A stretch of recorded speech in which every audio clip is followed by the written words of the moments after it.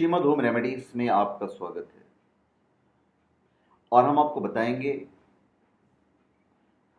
तुलसीदास जी और भगवानाथ, जो भगवान जगन्नाथ हैं, भगवान जगन्नाथ का प्रसंग। एक बार तुलसीदास जी जगन्नाथपुरी गए। और क्यों गए? वो अपने इष्ट देव का दर्शन करना चाह रहे थे। उनके इष्ट देव श्री राम जी थे। तो मंदिर में भक्तों की भीड़ देखकर प्रसन्न मन से अंदर प्रविष्ट हुए जगन्नाथपुरी में। जगन्नाथ जी का दर्शन करने के बाद निराश हो गए। विचार किया कि ये हस्तपादीन विहीन देव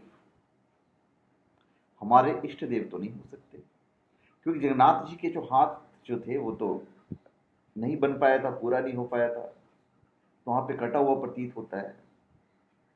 बोले ये तो हमारे इष्ट देव हो ही नहीं सकते। और बड़े निराश मन से मंदिर से थोड़ी दूर पर एक वृक्ष के नीचे बैठ गए और सोची यार इतना दूर आना तो बड़ा व्यर्थ हो गया। बोले गोलाकार नेत्रों वाला हस्तपाद विहीन दारुदेव मेरे राम नहीं हो सकते, कदापि नहीं हो सकते। बैठे बैठे उसी पेड़ के नीचे रात हो गई। थके हुए थे, अंग अंग टूट रहा था, नींद भी आ रही थी।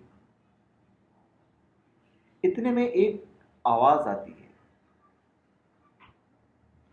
आवाज किसने दी? एक बालक की आवाज थी। और बालक कहते हैं कि अरे बाबा, तुलसीदास कौन है? तो तुलसीदास जी कहते हैं, भाई मैं ही हूं, मैं ही तुलसीदास हूं। बालक कहता है, अरे आप यहां पे हैं और मैं तो आपको बहुत देर से तलाश कर रहा था। और उसने हाथ में प्रसाद लिया हुआ था। वो प्रसाद तुलसीदास जी को देते हैं और कहते हैं कि जगन्नाथ जी ने आपके लिए प्रसाद भेजा है।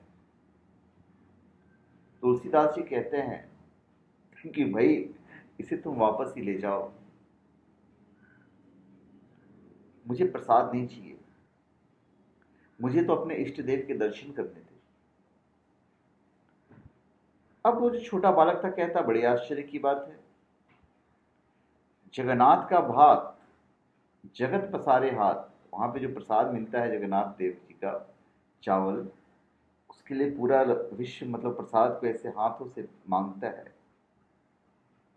और बालक कहता है कि पूरी दुनिया अपने हाथ पसारे हुए जगन्नाथ की भात खाने के लिए, प्रसाद खाने के लिए, और वो भी स्वयं महाप्रभु ने भेजा है तुम्हारे लिए, आपके लिए, और आप इसे अस्वीकार कर रहे हैं, क्या वजह है? तुलसीदास जी कहते हैं कि भाई मैं बिना अपने इष्ट को भोग लगाए कुछ ग्रहण नहीं करता। फिर ये जगन्नाथ का झूठा प्रसाद जिसे मैं अपने इष्ट को समर्पित न कर सकूं, ये मेरे किस काम का है? बात भी सही थी। तुलसीदास, यही होता है जब एक भक्त अपने भगवान के प्रति इतना अपने आप को समर्पित कर देता है, तो फिर ये सोच आ ही जाती है।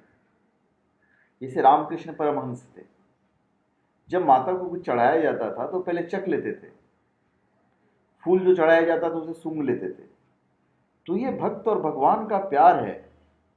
आपने शबरी के बेर के बारे में भी सुना होगा। शबरी ने राम को जो बेर दिए थे उसका पहले वो चख लेती थी। तो भाई जो चीज़ हमें अच्छी लगेगी, जो चीज़ हमें उनको भोग लगाना है, उससे पहले तो हम खाएंगे नहीं, तो प्रसाद तो झूठा है। ये तुलसीदास जी का कहना था। तो बालक मुस्कुराते हुए कहते हैं कि बाबा आपके इष्ट ने ही तो भेजा है। तुलसीदास जी बोलते हैं, यह हस्तपाद विहीन दारू मूर्ति मेरा इष्ट नहीं हो सकते। तो बालक कहते हैं कि श्री रामचरितमानस में तो आपने इसी रूप में वर्णन किया है। तो तुलसीदास जी बोलते हैं, यार मैंने कहाँ ऐसा वर्णन किया है? बोलते मैंने कब ऐसा वर्णन किया उनका? तो बच्चा सुनाता है, बिनु पुद चले सुने बिनु काना, कर बिनु कर्म करी विधि बिनाना, आनंद रहित सकल रस भोगी, बिनु बानी बकता बड़े जोगी। बालक कह रहा है, मैं वापस रिपीट कर रहा हूं, बालक कहता है, बिनु पद चले सुनई बिनु काना, कर बिनु कर्म करी विधि नाना, आनन रहित सकल रस भोगी, बिनु बानी बकता बड़ जोगी। अब तुलसीदास जी बड़े आश्चर्य में पड़ गए, बोले भाई ये तो मैंने लिखा था। अब उनके नेत्रों में अश्रु बिंदु आ जाते हैं, मुख से शब्द नहीं निकल पाता है। थाल रखकर बालक यह कहकर अदृश्य हो जाता है कि मैं ही राम हूं। मेरे मंदिर के चारों द्वारों पर हनुमान का पहरा है। विभीषण नित्य मेरे दर्शन को आते हैं। कल प्रातः तुम भी आकर दर्शन कर लेना। अब तुलसीदास जी बड़े प्रेम से प्रसाद ग्रहण करते हैं। प्रातः मंदिर में उन्हें जगन्नाथ, बलभद्र और सुभद्रा के स्थान पर बाकायदा श्री राम, लक्ष्मण और जानकी के भव्य दर्शन हुए। भगवान ने भक्त की इच्छा पूरी कर दी।